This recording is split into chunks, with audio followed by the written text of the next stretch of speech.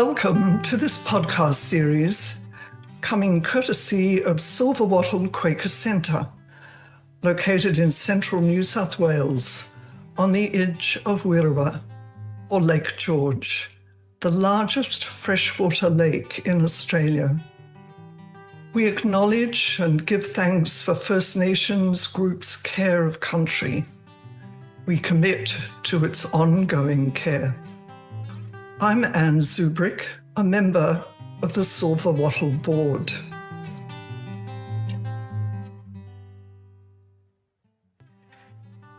Here is Introducing Early Quakers, Episode 8, Francis Howgill, 1618 to 1669.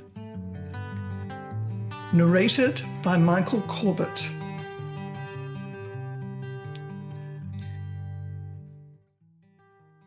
Francis Howgill, 1618 to 1669. Francis was a Quaker activist who played a key role in the development and growth of the Quakers. He was born near Greywood, Westmorland in northern England.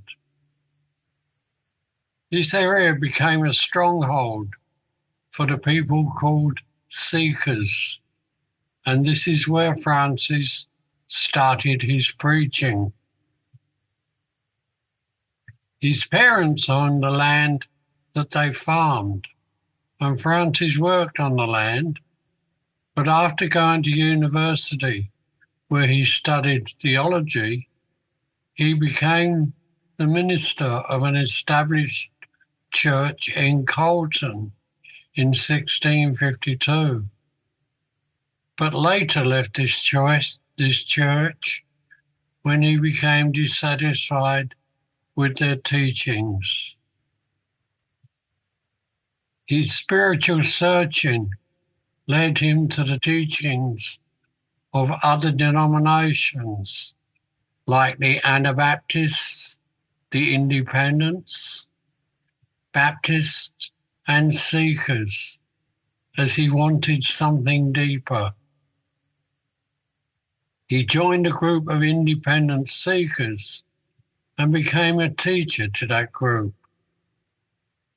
Francis states that from the age of 12, he had set his heart to know that God whom the world professed, and that he had often the need to be alone. By the age 15, he had written several sermons. His first marriage was to Dorothy, and she died later, and in 1657 he married Mary. There was a group called the Westmorland Seekers, and Francis was drawn to this group. His spiritual experience grew when George Fox visited its centre in Preston Patrick, close to Kendal. Francis and his friend John Orland, who was another minister, came across George Fox preaching and were convinced. Soon they became part of the Valiant 60. It is recorded that in 1652, George Fox, James Naylor, and Richard Farnsworth joined in holding a great and effectual meeting in the house of Francis. Francis, as a businessman, was made responsible for the collection of funds. When the funds were depleted by the growing works from 1655 to 1658, he joined Margaret and Edward Burrough in establishing a general collection for the service of truth, and worked with George in deciding whether papers and books written by friends should be printed and circulated, and was consulted in the first stages of the development of the disciplines of the movement. Francis later appeared at the trial of James Naylor, who was being charged with blasphemy. Francis infuriated members of the bench by refusing to remove his hat when he appeared in court, as it was a sign of deference to the judges. His hat was burned and he was sent to jail for 5 months. On his release, he met Edward Burrough.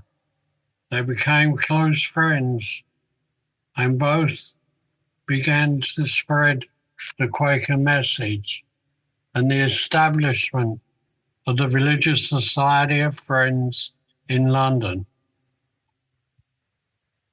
Francis became quite ill with fevers and chill and shivering, and was brought near to his grave. But he did recover, and although weakened by this, he and Edward worked their way to Bristol and to Ireland. They ministered through the winter of 1655 to 1656, where they were banished by Henry Cromwell, the Lord Lieutenant of Ireland and one of Oliver Cromwell's sons. In 1654, at the age of 36, Francis published a book entitled A Woe Against the Magistrates, Priests and People of Kendal. Later, the Quakers in London came under the influence of Naylor, and when Fox parted company with him in 1656, Francis tried to bring about a reconciliation, but was unsuccessful. Ironically, Francis and Naylor were both later charged with blasphemy and were both sent to Appleby jail. In 1655, Francis went with John Cam to visit Oliver Cromwell, and later in a report said to Margaret Fell, he said of the Protector, he is full of deceit.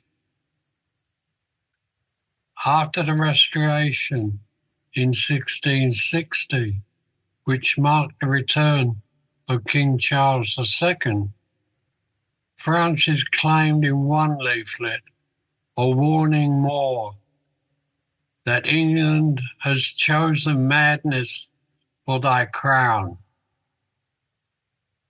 It was in December 1662 that his close friend and associate, Edward, died in the Newgate prison at age 27. In 1663, he was sentenced to life imprisonment in the Appleby jail for refusing to swear an oath of allegiance to the crown. His sentence was, you are put out of the king's protection and the benefit of the law. Your lands are confiscated to the king during your life, and your goods and chattels forever. And you are to be a prisoner during your life. During that time, people came to support him and to seek advice. But his general epistle, published in 1665, showed a loss of belief in any Quaker triumph over adversity. The part of the sentence consigning him to prison for life was not supported by an Act of Parliament, as it was clearly proved in a later case by George Fox. On the 11th day of the 11th month in 1668, he became ill in prison and died in November 1669 and was buried in Westmorland. In 1676, a collection of his works entitled The Dawnings and Its Light and Glory Discovered was published by George Fox in a testimony about Francis, that he was one of the Lord's worthies that preached his everlasting word of life. In 1828, 3 years before he came to Australia, James Backhouse published Memoirs of Francis Howgill with extracts from his writings, a copy of which is in the library of the Brisbane Meeting House. Francis Howgill wrote, "If you build upon anything or have confidence in anything which stands in time and is on this side of eternity, and the being of beings, your foundation, will be swept away, and night will come upon you, and all your gathered in things, and take on, and imitated will, all will fail you. Why gad ye abroad? Why trim yourself with the saints' words when you are ignorant of the life? Return to him that is the first love and the firstborn of every creature, who is the light of the world." He also wrote, "The kingdom of heaven did gather us, and catch us all as in a net, and his heavenly power at one time drew many hundreds to land. We came to know a place to stand in and to wait in. If thou inquire in what I must seek and what I must wait in, and how must I seek, I inform thee, thou must silence all thy own thoughts, and thou must turn thy mind to which is pure, holy, and good within thyself, and see and wait in that, in the light of Jesus Christ, wherewith thou art enlightened."